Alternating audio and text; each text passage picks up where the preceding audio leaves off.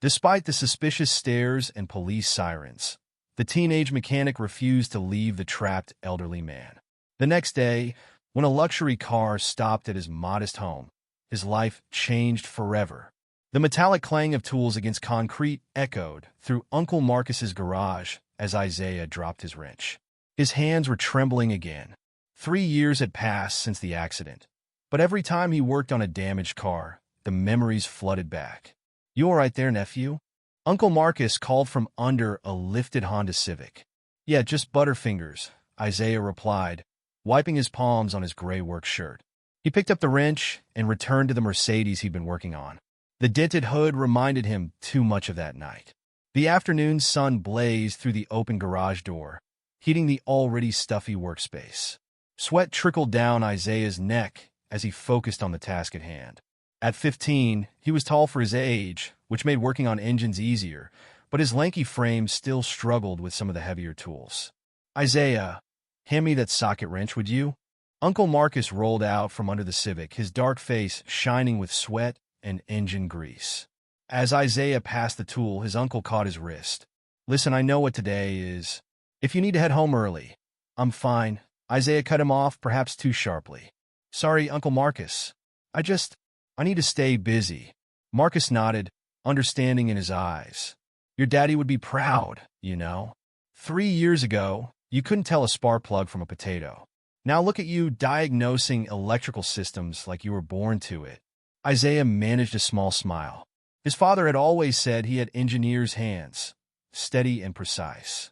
Before the accident, they'd spend weekends together in this very garage, his father teaching him the secrets hidden beneath car hoods while Uncle Marcus handled the customers up front. The rest of the afternoon passed in a blur of oil changes and brake pad replacements. At 5 o'clock, Isaiah cleaned his tools and stored them in the red toolbox his father had left him. "Don't forget dinner's at 6, Uncle Marcus called as Isaiah headed for the door. "Your mama's making pot roast." "I'll be there. Just need to stop by the library first." The Minneapolis Public Library stood like a sanctuary of quiet among the bustling streets. Isaiah loved the engineering section, rows of books filled with diagrams, formulas, and possibilities. He pulled his worn notebook from his backpack and settled into his usual corner. The physics of automotive engineering lay open before him, but his attention kept drifting to the conversation at the next table. "Harvard's engineering program is up to $60,000 a year now," a girl whispered to her friend. "Even with financial aid, it's impossible." Isaiah's stomach tightened. He knew those numbers all too well. His mother worked 2 jobs, receptionist by day, cleaning offices by night, and they still barely made ends meet. Uncle Marcus helped where he could, but the garage barely turned a profit with the big chain shops moving into the neighborhood. Closing the book, Isaiah packed up his things. The sun was setting, and his mother would worry if he was late. As he walked, he took the long way home through the wealthier part of town. The houses here were different, larger, newer, with perfectly manicured lawns and luxury cars in every driveway. That's when he saw it, a slate-gray Mercedes-Benz with its hazard lights blinking. Something about the way they were flashing seemed off. Isaiah's steps slowed as he approached, his engineer's mind already analyzing the pattern. The lights weren't just blinking irregularly. They were showing signs of an electrical system malfunction. And through the tinted windows, he could see movement. Someone was inside, and they weren't just sitting there casually. Isaiah's heart rate picked up. After his father's accident, he'd promised himself he'd never walk past someone who might need help with their car. But in this neighborhood, a black teenager approaching a luxury vehicle could mean trouble. He stood there, frozen in indecision, as the sun continued its descent and the first streetlights flickered to life. The person inside the car moved again, more frantically this time, and Isaiah knew he couldn't walk away. Taking a deep breath, he stepped closer to the Mercedes, unaware that this decision would change his life forever. "Hey," he called out cautiously, approaching the driver's side window. "Is everything okay in there?" The response he received would set in motion a chain of events that would reshape his entire future. Inside the car, an elderly man in an expensive blue sweater turned toward him, fear evident in his pale blue eyes. His mouth moved, but Isaiah couldn't hear him through the sealed windows. The door lock clicked repeatedly, but nothing happened. Isaiah's trained, I noticed more warning signs. The electronic display on the dashboard was flickering erratically, and a faint smell of burning plastic wafted from the car's vents. This wasn't just a simple malfunction. It was potentially dangerous. As the last rays of sunlight disappeared behind the neighborhood's pristine houses, Isaiah made his choice. He was going to help, regardless of the consequences. "Sir," he said loudly, hoping the man could read his lips, "I think your car's electrical system is failing. I'm going to try to help you." "Okay." The elderly man nodded vigorously, his white hair catching the glow of the streetlights. Isaiah took a deep breath and reached for the door handle, knowing that what happened next would test everything his father and uncle had ever taught him about cars, and everything his mother had taught him about courage. The door handle clicked uselessly when Isaiah pulled it. Inside, the elderly man pressed the unlock button repeatedly, but the car's electrical system only responded with an angry buzz. "Sir, can you hear me?" Isaiah spoke louder, placing his hand against the window. The man nodded, leaning closer to the glass. "I'm Mr. Thompson," the man said, his voice muffled but audible. "The whole system just died. Can't unlock anything." Isaiah noticed the interior lights flickering erratically. That wasn't good. In his 3 years working at Uncle Marcus's garage, he'd seen electrical systems fail, but usually the manual lock still worked.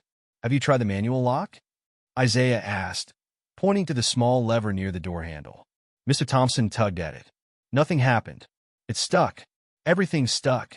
A woman walking her dog slowed down across the street, her eyes narrowing as she watched Isaiah. He felt his shoulders tense, but forced himself to focus on the problem at hand. "Okay, Mr. Thompson, I work in a garage. I might be able to help, but I need to check something." Isaiah crouched down beside the car, aware of more eyes turning his way. The woman with the dog had pulled out her phone. The Mercedes's undercarriage looked normal, but the electronic control module was likely overheating. A thin wisp of smoke leaked from under the hood, barely visible in the gathering darkness. "Young man?" Mr. Thompson's voice carried a note of anxiety now. "There's smoke coming from the vents." Isaiah stood quickly. This had just become more urgent. He tried the hood release from outside, but like everything else, it was electronically controlled and completely dead. 2 men in jogging suits stopped on the sidewalk, watching. One whispered to the other, and Isaiah caught fragments of their conversation. "Should we call?" His hands were sweating now, but not from the work. He knew exactly what they were thinking, a black teenager in a wealthy neighborhood, messing with an expensive car. "Mr. Thompson," Isaiah called through the window, "I need you to stay calm, but we need to get you out soon. That smoke means the electrical system might be shorting out." The old man's face paled. "The doors, they're all automatic. Even the windows." More people were gathering now. A couple had stopped their evening walk to stare. A man in a business suit stood on his front lawn, phone in hand. Isaiah could feel their eyes on his back as he circled the car, looking for any manual access point. The smoke from the vents was getting thicker.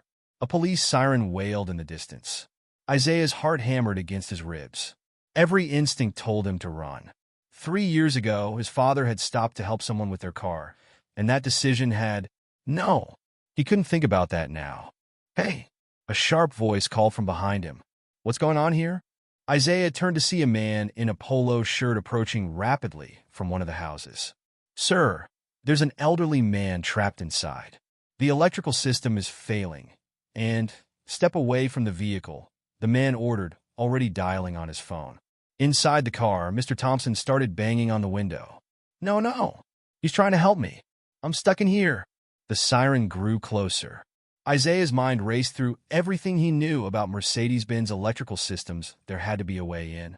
The smoke was getting worse, and Mr. Thompson's breathing looked labored. The ventilation system must have shut down completely. "Young man," Mr. Thompson called, his voice weaker now. "Perhaps you should go." I don't want you to get in trouble." The police siren turned onto their street. Isaiah looked at the gathering crowd, at their suspicious faces, at the phones pointed his way. Then he looked at Mr. Thompson, saw the fear in his eyes, and remembered his father's words. Sometimes doing the right thing means standing your ground, even when the whole world tells you to move. I'm not leaving you, sir, Isaiah said firmly. He turned to address the crowd. This man needs help. The car's electrical system is failing, and he's trapped inside. Is anyone here a mechanic? Silence met his question. The police siren was only blocks away now. Mr. Thompson coughed, waving smoke away from his face. The interior lights flickered more violently, and a new sound emerged from the car, a high-pitched whine that Isaiah recognized as a capacitor about to fail. Please, Mr. Thompson wheezed, getting harder to breathe. Isaiah made his decision. Pulling out his phone, he called the one person he knew would understand. Uncle Marcus? I need help. Remember that Mercedes S-Class that came in last month with the electrical problems? The one with the manual override? Talk me through it. Fast. His uncle's voice was steady, professional. Where are you? What's happening? Isaiah explained quickly, his words tumbling out as the police siren grew deafening. Blue and red lights painted the gathering crowd in alternating colors. Isaiah listened carefully. His uncle said, There's an emergency release panel, but you'll need tools. Do you have anything with you? Isaiah patted his pockets, feeling the small multi-tool he always carried, another habit he'd inherited from his father. Just a multi-tool. Okay, that might work. Under the car, passenger side, there's a police cruiser pulled up to the curb. The capacitor's whine grew louder.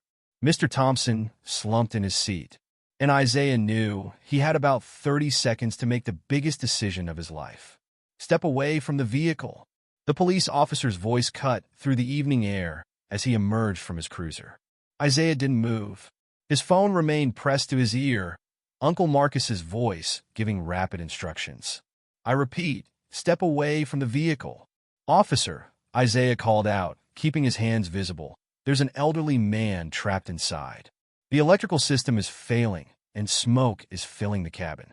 I can help him, but I need about 30 seconds. The officer approached cautiously, one hand on his belt. Inside the car, Mr. Thompson pressed his ID against the window with trembling hands. He's telling the truth, Mr. Thompson called out, his voice muffled and weak. Please, let him help. Isaiah spoke quickly into the phone. Uncle Marcus, I'm putting you on speaker. Tell the officer what's happening. He placed the phone on the car's roof as he dropped to his knees beside the passenger door. His uncle's authoritative voice filled the air. Officer, I'm Marcus Johnson, owner of Johnson's Auto Repair on Lake Street. That car has a known defect in its electrical system. My nephew knows how to trigger the manual override, but we need to act fast before the backup battery fails completely. The officer hesitated, looking between Isaiah, the gathered crowd, and Mr. Thompson's pale face behind the window. You have 30 seconds, he said finally. Make them count. Isaiah was already moving. His fingers found the access panel Uncle Marcus had described, hidden behind the passenger side wheel well.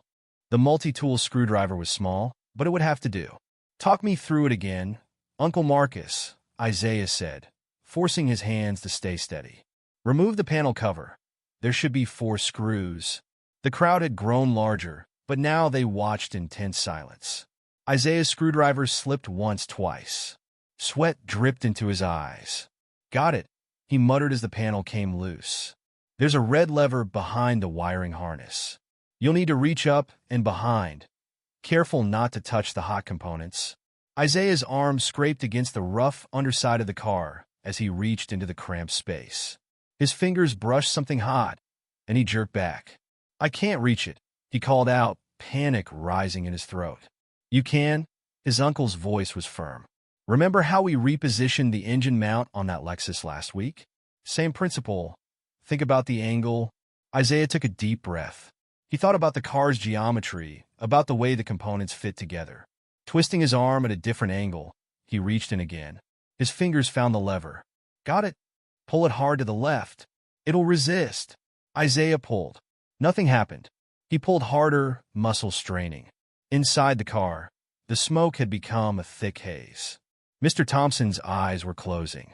Come on, Isaiah growled, putting all his strength into one final pull. The lever snapped to the left with a metallic crack. A series of mechanical clicks sounded from the car. The locks sprang up. The doors! Isaiah shouted. Someone get the doors! The officer yanked the driver's side door open as Isaiah scrambled to his feet. Fresh air rushed into the cabin.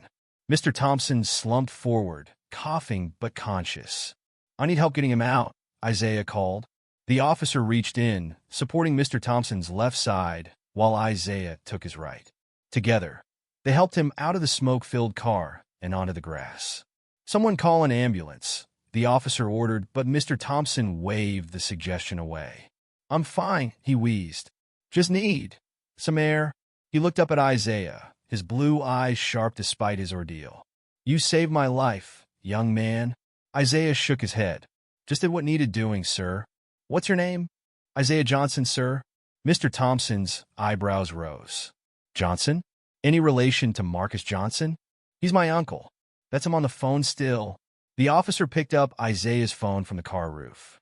"Mr. Johnson? This is Officer Chen. Your nephew. He did good work here." The crowd had started to disperse, their suspicious looks replaced by awkward glances and quiet murmurs. The man in the polo shirt who had first confronted Isaiah stood back, his phone now lowered. "Isaiah," Mr. Thompson said, his breathing steadier now, "I'd like to speak with your uncle, and then with your parents. What you did here, it shouldn't go unrecognized." "My mom," Isaiah replied. "It's just my mom now. My dad passed away 3 years ago." Uncle Marcus's voice came through the phone speaker. "Car accident. He stopped to help someone just like Isaiah did tonight." Mr. Thompson's face softened with understanding. He reached out and gripped Isaiah's hand firmly. "Then he'd be proud of you, son. Very proud indeed." He turned to Officer Chen. "I can handle things from here. My daughter lives just down the street. She can drive me home once we've aired out the car." The officer nodded, handing Isaiah his phone back. "You did good, kid.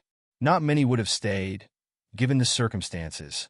As the crowd finally dispersed and the police cruiser pulled away, Mr. Thompson insisted on taking Isaiah's contact information. His hands were steady now as he input the numbers into his phone.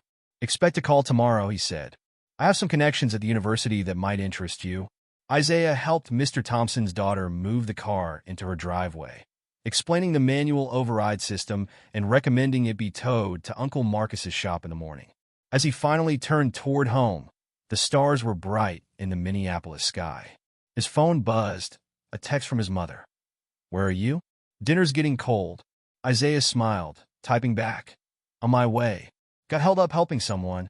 Wait till you hear what happened." He walked home quickly, his father's multi-tool secure in his pocket, knowing that tomorrow would bring changes he couldn't yet imagine. The kitchen smelled of pot roast and fresh rolls when Isaiah walked in.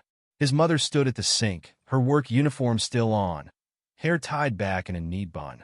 "Isaiah Johnson, do you know what time it?" She turned, stopping mid-sentence when she saw his face. "What happened?"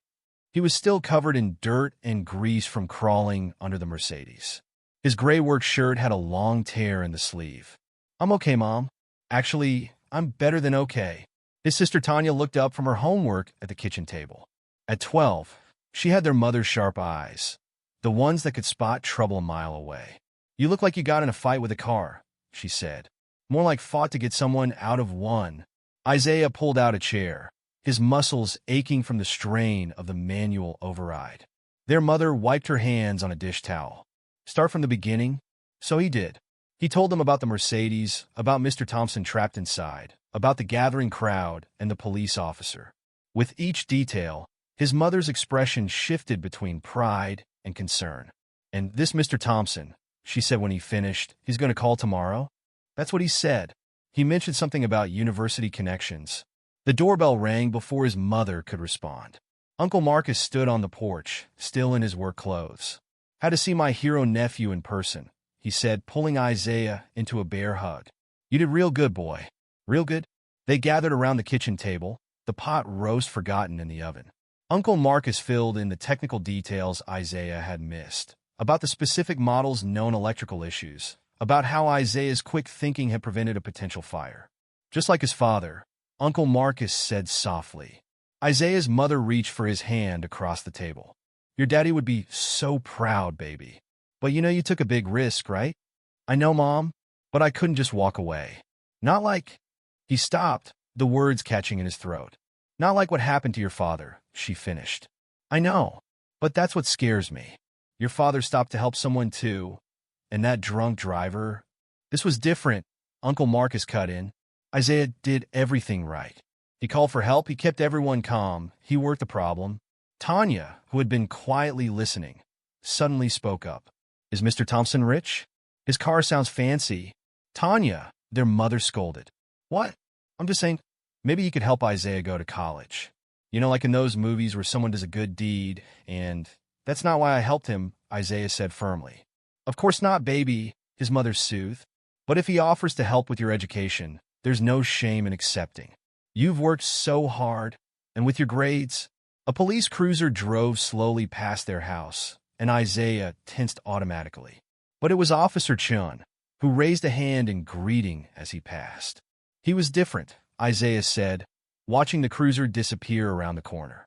He listened. He gave me a chance. The conversation continued late into the night. Uncle Marcus called the garage's answering service and set up a time for Mr. Thompson's car to be towed in the morning. Isaiah's mother finally reheated the pot roast, and they ate together, talking about possibilities they'd never dared discuss before. Around midnight, after everyone had gone home or to bed, Isaiah sat on the front porch. The same stars he'd seen after helping Mr. Thompson now watched over his own street, where most houses were dark except for porch lights. His phone buzzed with a text from an unknown number. Isaiah, this is Jennifer Thompson, Richard's daughter. Dad's doing fine. Wanted you to know. He's already made some calls about your future. Hope you're ready for good news tomorrow. Thank you for being there when it mattered. Isaiah read the message 3 times before responding. Thank you, Miss Thompson. Just glad I could help.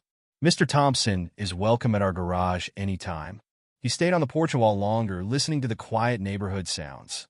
A car needed a tune-up down the street. He could hear the slight irregularity in its idle.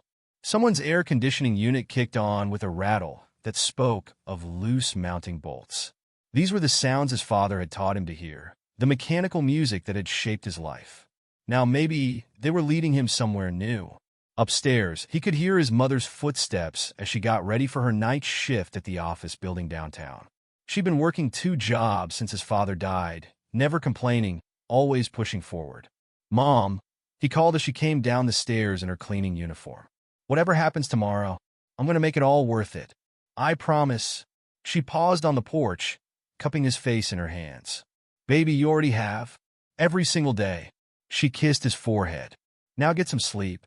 Something tells me tomorrow is going to be a big day.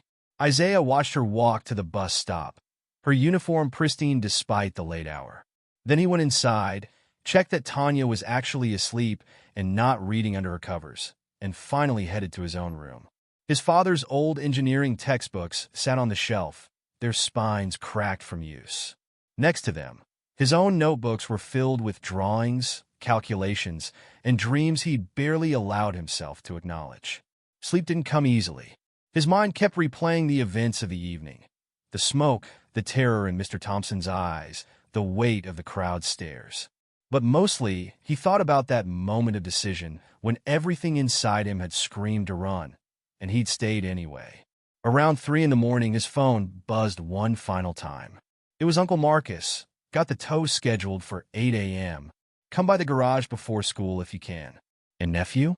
Your daddy once told me you had engineer's hands. Tonight, you proved you've got an engineer's heart too. Rest up. Tomorrow's just the beginning. Isaiah woke before his alarm, the events of the previous night still fresh in his mind. Through his bedroom window, the morning sun cast long shadows across his father's old textbooks. The house was quiet. His mother wouldn't be back from her night shift for another hour, and Tanya always slept until the last possible minute before school. He dressed quickly in clean work clothes, planning to stop by Uncle Marcus's garage before class. As he reached for his backpack, a car engine's low rumble caught his attention. Not the usual morning traffic, something expensive with a finely tuned German engine. The doorbell rang.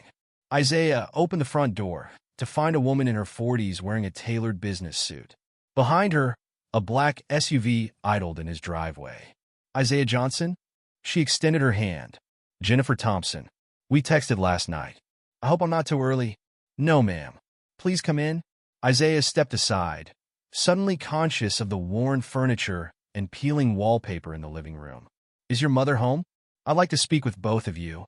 She's still at work. Night shift. She'll be back soon. Jennifer nodded, taking a seat on the couch. Dad couldn't stop talking about what you did last night. He's been in engineering for 40 years, and he said he's never seen a young person demonstrate such quick thinking under pressure. Before Isaiah could respond, Tanya appeared in the doorway, still in her pajamas, eyes wide at the sight of their visitor. Are you the rich lady? She blurted out. Tanya, Isaiah hissed. But Jennifer Thompson laughed. I suppose that depends on your definition of rich. I'm Richard Thompson's daughter, and I'm here because your brother did something extraordinary last night. The front door opened, and Isaiah's mother walked in, still in her cleaning uniform. She stopped short at the scene in her living room. Mrs. Johnson? Jennifer stood. I'm Jennifer Thompson. My father is the man your son helped last night. May we talk? Isaiah's mother straightened her shoulders, professional mask sliding into place despite her obvious exhaustion. Of course. Tanya, go get dressed for school. Isaiah, put some coffee on. In the kitchen, Isaiah could hear the murmur of conversation from the living room. The coffee maker gurgled, filling the house with its warm aroma. His hands shook slightly as he pulled mugs from the cabinet. Isaiah, his mother called. Come join us, baby. He carried a tray with 4 mugs into the living room. His mother had changed into fresh clothes, her quick shower having washed away the night's work. Isaiah, Jennifer began, my father is the head of Thompson Engineering. We're one of the largest mechanical engineering firms in the Midwest. He's also on the board of trustees at the University of Minnesota's College of Engineering. Isaiah's heart skipped a beat. What you did last night wasn't just brave. It was technically impressive.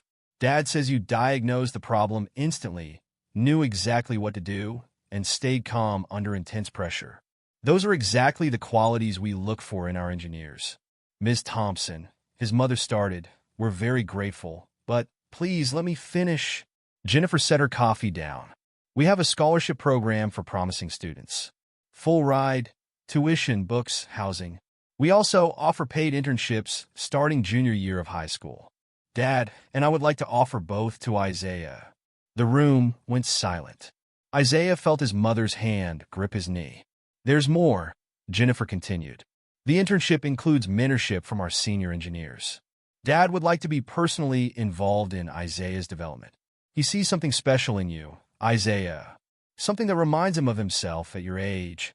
Tanya, who had been eavesdropping from the stairs, burst into the room. Does this mean Isaiah gets to go to college? Tanya, please, their mother whispered, but her voice cracked. Isaiah looked at his mother's hands, strong, capable hands worn rough by years of work. He thought about the night shifts, the missed parent-teacher conferences, the quiet tears when she thought they were asleep. Why? He asked Jennifer. I mean, I'm grateful, but this is a lot for just helping someone. Jennifer's expression softened. Because talent and character like yours shouldn't be held back by circumstances. Dad started with nothing too, you know.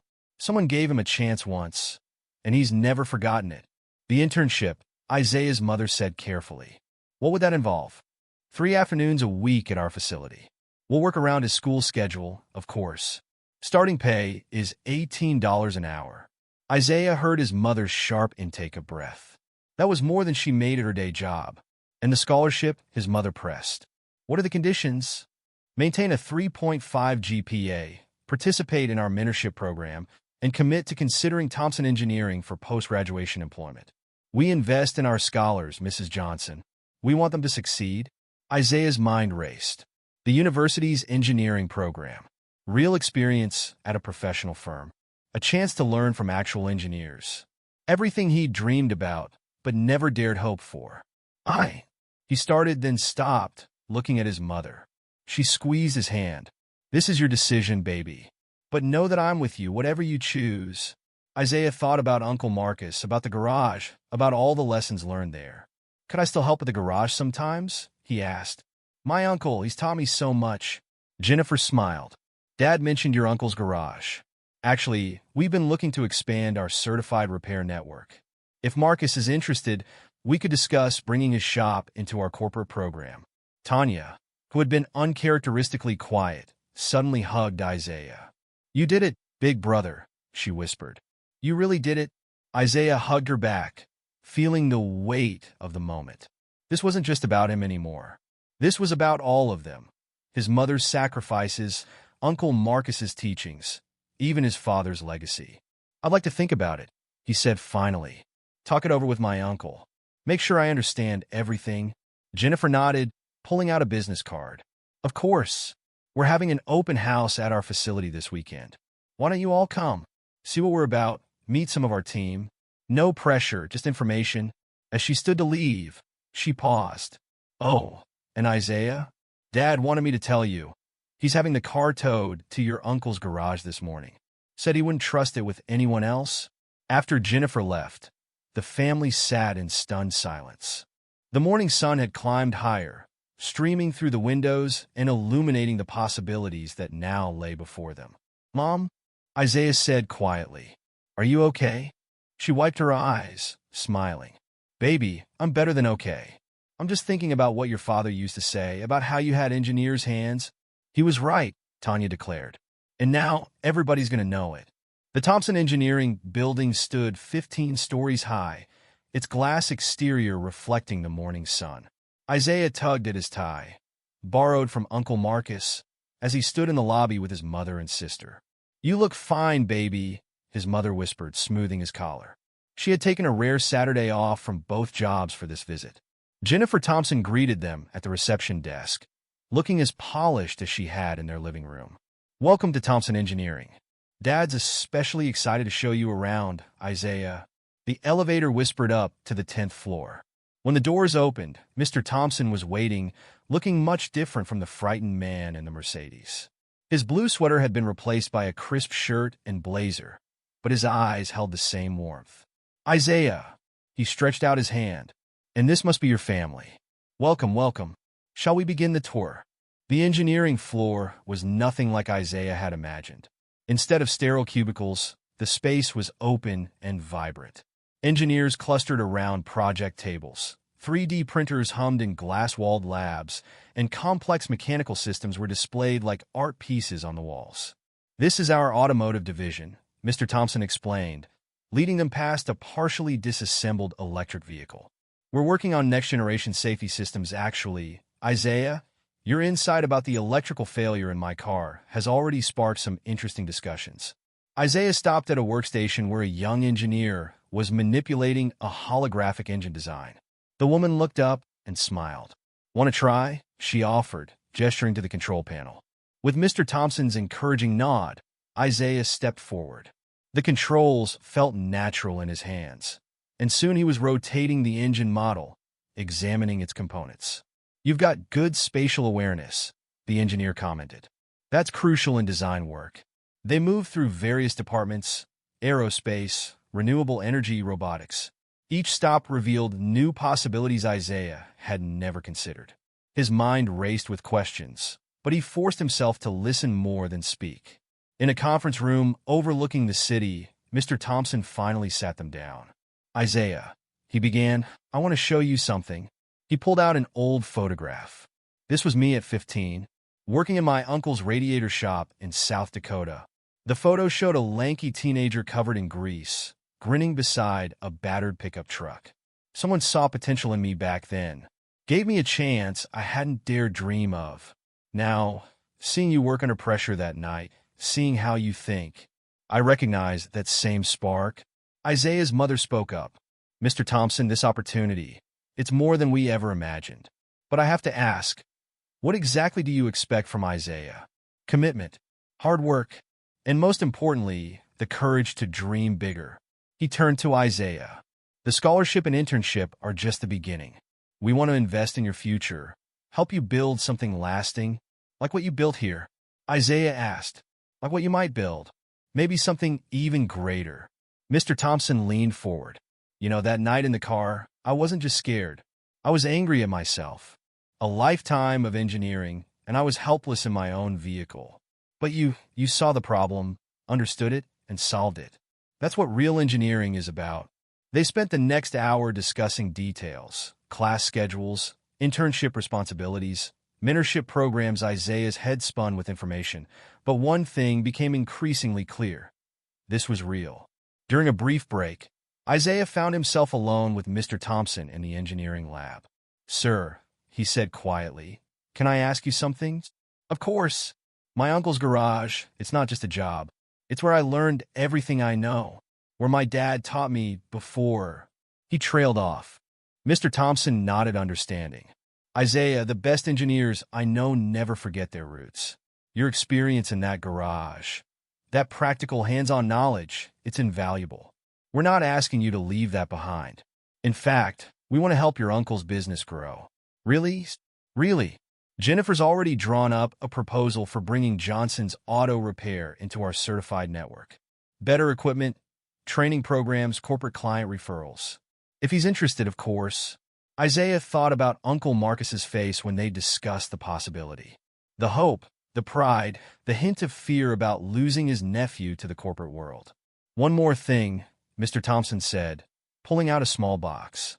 This was going to be a surprise, but we'll open it. Inside was a multi-tool, similar to the one Isaiah had used to save Mr. Thompson, but professional grade. An inscription ran along its side. "For the engineer who sees solutions where others see problems." "I had it rushed," Mr. Thompson explained. "Wanted you to have it before you decided." Isaiah held the tool, feeling its weight. In his mind, he saw his father's hand showing him how to use each attachment, heard his voice explaining the importance of always being prepared. "Mr. Thompson, when I was under your car that night, I wasn't thinking about scholarships or opportunities. I was thinking about my dad, about how he always said that when someone needs help, you help.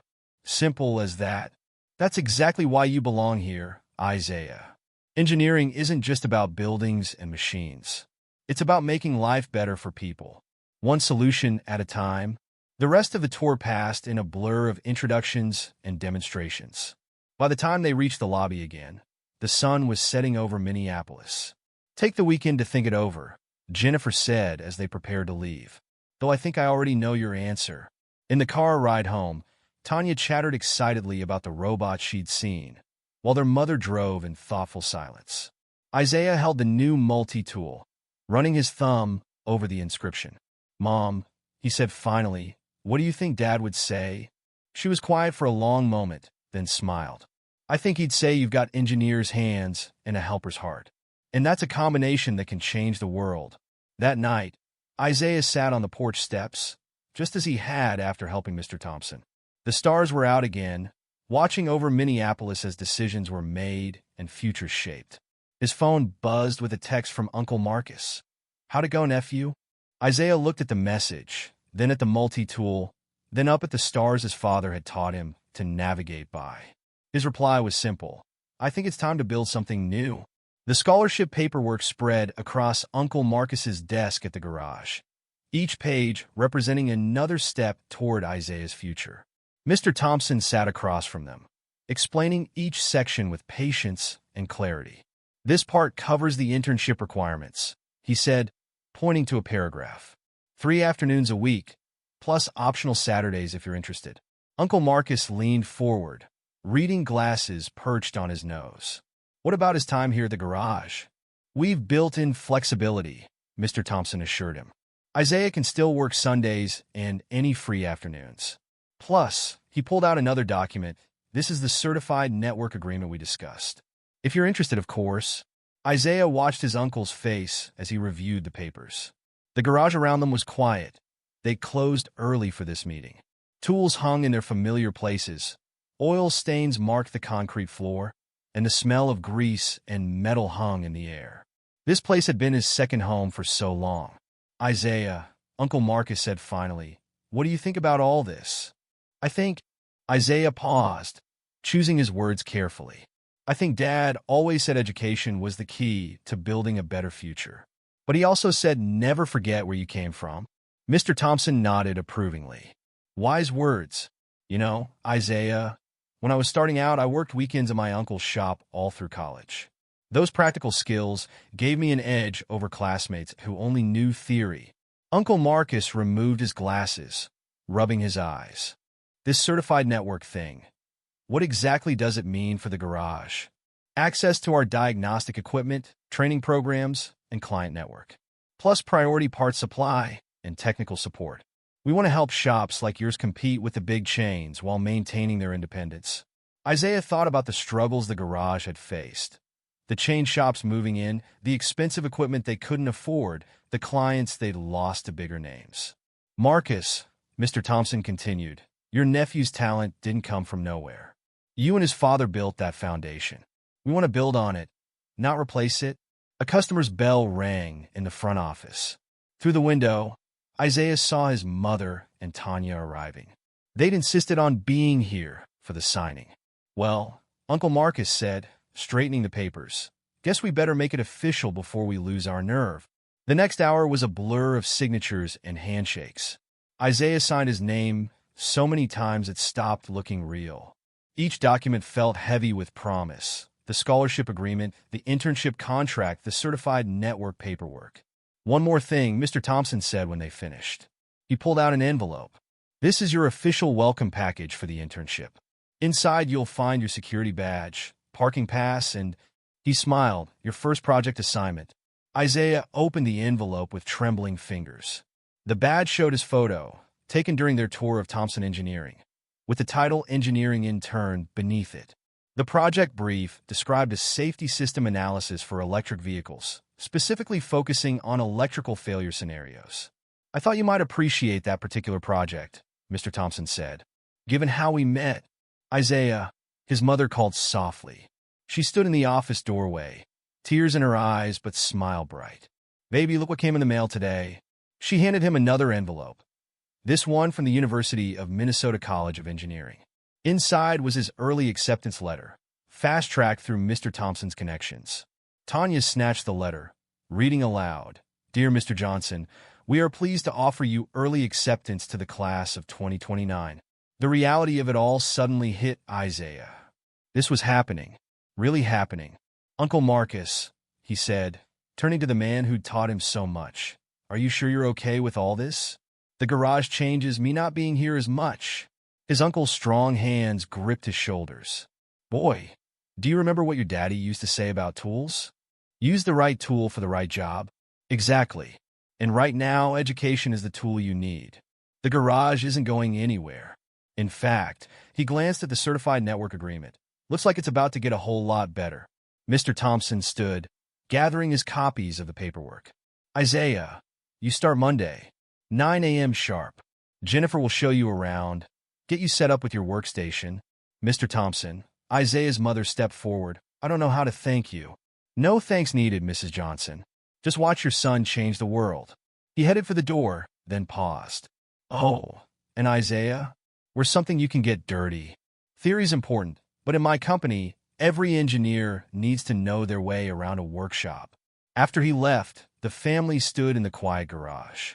Uncle Marcus ran his hand along his toolbox, the one Isaiah's father had helped him buy when they first opened the shop. Your daddy would be so proud, he said softly, not just of the opportunity, but of how you earned it, helping someone in need, using your skills to make a difference. Tanya, who had been exploring the new diagnostic equipment catalog Mr. Thompson left, looked up. Does this mean you'll have one of those cool 3D scanner things like we saw at the company? Uncle Marcus laughed. Looks like we'll have all kinds of new toys. Guess your brother's not the only one going back to school. He tapped the training program schedule. Isaiah walked through the garage, touching familiar tools, remembering countless lessons learned here. The Mercedes that had started it all sat in the corner, awaiting its upgraded electrical system. His mother followed him, understanding in her eyes. It's not goodbye, baby. It's just a new chapter. I know. It's just everything's changing so fast. Change is how we grow, she said, echoing words his father had often used. And you've got good roots to grow from.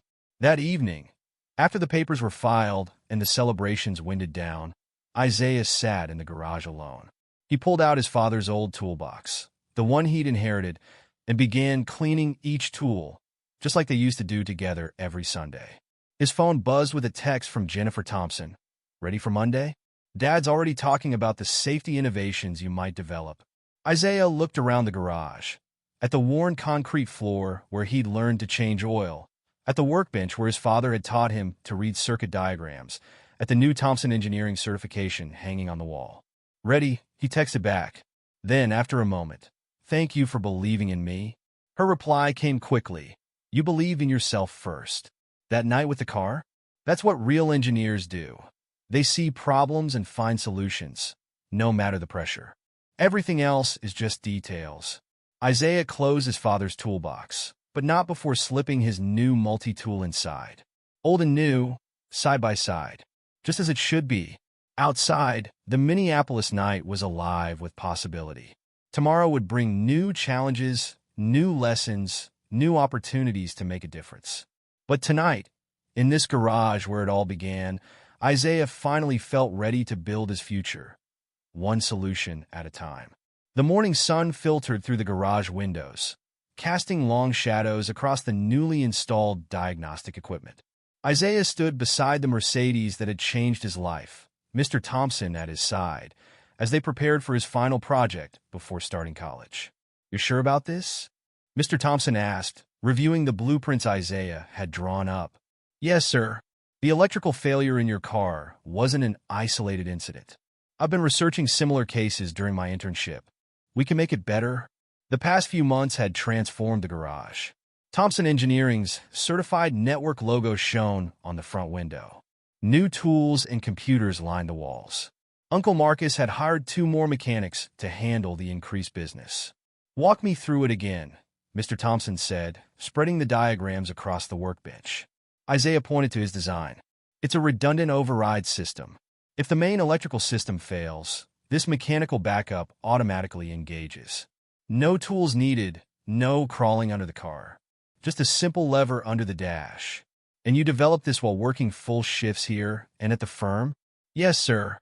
Been staying up late, running simulations on the new computers." Isaiah didn't mention the countless nights he'd spent at the library, testing and retesting his calculations. Uncle Marcus emerged from his office, wiping grease from his hands. "Showing the best part, nephew?" Isaiah grinned, pointing to another section of the blueprint. "The system can be retrofitted to existing vehicles, not just new models." That means we can help more people," Mr. Thompson finished, nodding appreciatively. "You're thinking beyond the immediate problem." "Good. That's what real engineering is about." The front bell chimed as Isaiah's mother and sister walked in. They'd started spending Saturday mornings at the garage, Tanya doing homework while their mother helped with the books. "How's it going?" his mother asked, setting down a bag of breakfast sandwiches. "Isaiah's just explaining his safety system," Mr. Thompson replied. "You should be very proud, Mrs. Johnson. This design, it could prevent exactly the situation I found myself in." Tanya peered at the blueprints. "Is this what you're going to present at the engineering fair next week?" "Part of it." Isaiah pulled out another set of drawings. "These show how local garages can install the system. I wanted to make sure independent shops could offer the service." Mr. Thompson studied the installation guidelines. "You're creating opportunities for small businesses while solving a safety issue." "Impressive." Uncle Marcus clapped Isaiah's shoulder. Just like his daddy, always thinking about the bigger picture. The morning passed in a blur of technical discussions and final adjustments. By noon, they were ready to test the prototype on Mr. Thompson's Mercedes. "Would you like to do the honors?" Isaiah asked Mr. Thompson, gesturing to the driver's seat. The older man settled behind the wheel. Following Isaiah's instructions, he located the new override lever, discreetly installed but easily accessible. "Okay," Isaiah called from the diagnostic computer. "When I cut power to the main electrical system, try the override." Everyone gathered around as Isaiah initiated the test. The car's electrical system went dark, just like that night months ago. But this time, when Mr. Thompson pulled the lever, the doors smoothly unlocked. The backup system engaged flawlessly. "Perfect," Mr. Thompson said, climbing out. "Simply perfect." "You know, Isaiah, Thompson Engineering's R&D department is already asking when you'll start full-time." "Got to get through college first, sir." "Speaking of which," his mother interjected, "shouldn't you be packing?"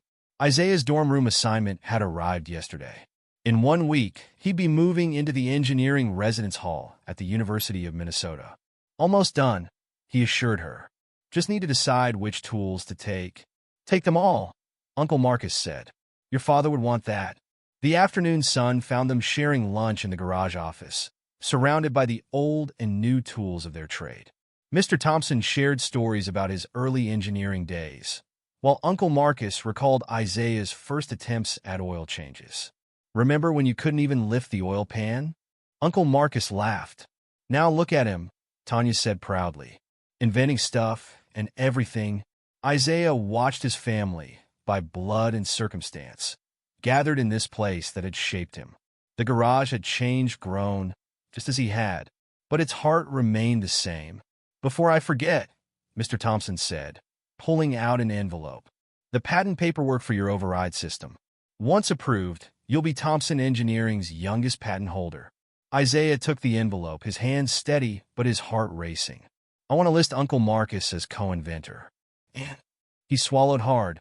My father. He taught me everything I needed to know to make this work. The room grew quiet. His mother wiped her eyes. Of course, Mr. Thompson said softly. Family is family.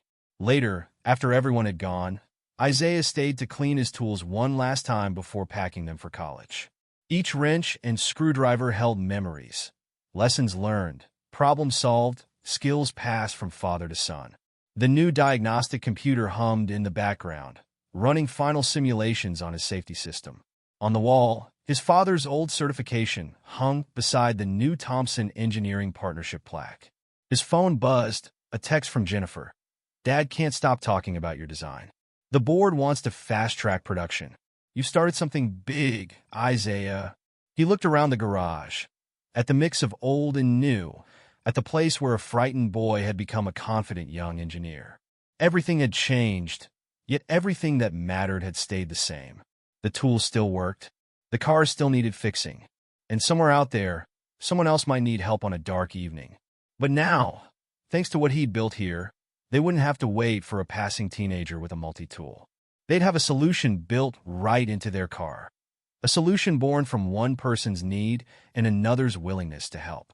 Uncle Marcus's words from months ago echoed in his mind. Use the right tool for the right job. Isaiah packed his father's toolbox carefully, making sure everything was in its proper place. Tomorrow would bring new challenges, new problems to solve. But tonight, in this garage where it all began, he knew he had all the tools he needed, and not just the ones made of metal. The morning sun had barely risen when Isaiah carried the last box to his mother's car. His dorm room essentials were already packed, clothes, books, laptop. But this box was different. It contained his father's toolbox, carefully wrapped in an old shop towel. Ready, baby? His mother called from the kitchen, where she was packing sandwiches for the drive to campus. Almost, Isaiah replied, making one final check of his room. His walls were bare now, the engineering posters and diagrams already shipped to his dorm. Only the fade marks remained, telling stories of dreams long held. Tanya appeared in his doorway, trying to look tough but failing to hide her emotions. You better call every day, every other day, he corrected, pulling her into a hug. And you better keep those grades up. Your turn's coming. Downstairs, Uncle Marcus's truck rumbled into the driveway. He'd insisted on following them to campus, claiming he needed to check out the engineering department's auto shop. Everyone knew the real reason. He couldn't let his nephew start this journey alone. Got everything? Uncle Marcus asked, stepping into the house. He carried a small package wrapped in brown paper. Think so? Isaiah gestured to the loaded car. Not quite everything. Uncle Marcus handed him the package. Open it when you get settled in your dorm. The drive to campus took 30 minutes, but it felt like crossing an ocean. Every familiar landmark they passed marked another step towards something new. The garage, the library, the spot where he'd helped Mr. Thompson, all slipped behind them like pages of a closing book. The engineering residence hall loomed ahead, its brick facade catching the morning light. Other families were already unloading cars and hauling boxes, their voices mixing with shouts and laughter. Johnson family? A resident advisor approached with a clipboard. Isaiah, you're in room 315, engineering scholars floor. The elevator ride was quiet, each family member lost in their thoughts. Room 315 was larger than Isaiah expected, with 2 desks, 2 beds, and a wall of windows overlooking the campus. "Your roommate's already here," the RA said. "David Chun. He's at orientation, but should be back soon." They unpacked and practiced efficiency, each person knowing their role, just like at the garage. Uncle Marcus handled the heavy lifting, Tanya organized the desk supplies, and their mother made the bed with hospital corners perfect enough to make a drill sergeant proud. Isaiah saved his father's toolbox for last, carefully placing it on the shelf above his desk. The new multi-tool Mr. Thompson had given him sat beside it, past and future in perfect alignment. "Isaiah," a familiar voice called from the doorway. Mr. Thompson stood there with Jennifer, both carrying gift bags. "Hope we're not interrupting." "No, sir. Please come in." Isaiah made introductions, though they weren't really necessary anymore. These past months had woven their families together in unexpected ways. "We brought some essentials," Jennifer said, setting down the bags. "Cafeteria cards, campus maps, and," she smiled, "the latest diagnostic software for your laptop. And this," Mr. Thompson added, pulling out a folder. "Your first semester project assignment. The safety system you designed? The board approved full development. You'll be working with our senior engineers, earning credits while you do." Isaiah's mother squeezed his hand. They'd come so far from that night in the garage, yet somehow it felt like they were still on the same road, just with better tools and a clearer map. A young man appeared in the doorway, wearing a Thompson Engineering internship shirt identical to Isaiah's. "You must be David," Mr. Thompson said. "Welcome to the team." David Chun grinned, setting down his orientation materials. "Isaiah, your override system design is amazing. I was hoping we'd be working together on the development team." The room grew crowded as David's family arrived with more boxes. Soon, both families were sharing stories and helping each other set up, the barrier between strangers dissolving in shared purpose. "Okay," Isaiah's mother finally said, checking her watch. "We should let these boys get settled. Orientation starts in an hour." The goodbyes were quick. They had to be, or they'd never end. Hugs, promises to call, last-minute advice. Through it all, Isaiah felt strangely calm. This wasn't an ending. It was a continuation. "Isaiah," Uncle Marcus said gruffly, "garage is always open if you need workshop time. Thompson Engineering's facilities are fancy, but sometimes you need to get your hands dirty the old-fashioned way." "Count on it," Isaiah promised. As their families headed for the elevator, Mr. Thompson lingered. "One last thing," he said quietly. "That night, when you stopped to help a stranger, you weren't just saving me. You were showing exactly what engineering should be about. Using knowledge to help people, solving problems that matter." He pressed a key card into Isaiah's hand. "Lab access. For when inspiration strikes." After everyone left, Isaiah and David organized their workspace, comparing tool collections and swapping garage stories. David's father ran a body shop in St. Paul, another gearhead who'd found his way to engineering. "Hey," David said, pointing to the package from Uncle Marcus. "Aren't you going to open that?" Isaiah unwrapped the brown paper carefully. Inside was a framed photograph he'd never seen before.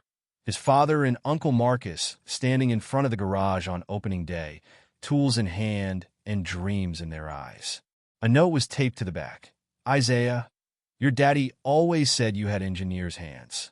He was right, but you've got something better too, an engineer's heart. That's what makes the difference. Keep building, keep helping, keep making us proud." Uncle Marcus, Isaiah, placed the photo beside his father's toolbox, then turned to his new workstation. The diagnostic software Jennifer had brought was already installing, and Mr. Thompson's project folder waited on his desk. "Ready to change the world?" David asked, booting up his own computer.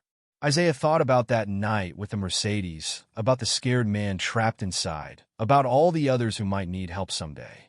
He thought about his father's lessons, Uncle Marcus's guidance, and Mr. Thompson's trust. "Yeah," he said, opening the project folder. One solution at a time. The afternoon sun streamed through their window, casting long shadows across the room. Somewhere in Minneapolis, cars were being fixed, problems were being solved, and lives were being changed by people who cared enough to stop and help.